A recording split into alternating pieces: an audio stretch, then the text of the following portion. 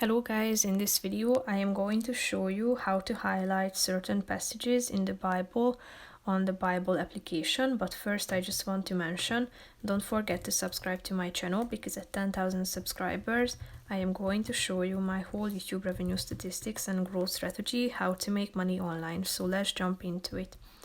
First of all, open the application on your phone. After that, tap on the Bible button down below, which is the second option. Here you can find the Bible, and if you would like to highlight a particular section, all you have to do is just tapping on it. And here you can find several colors, so tap on the relevant one. And as you can see, that brief passage has been highlighted. If you want to, you can change the color of it by tapping on it again.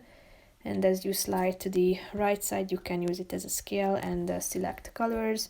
If you want to, you can also add this particular passage to an image, to a background, by selecting a background from these presets.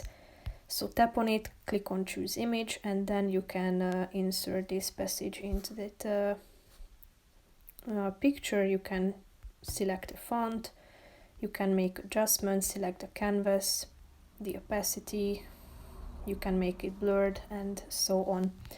So that's pretty much it for this video, guys. See you in the next one. Bye bye.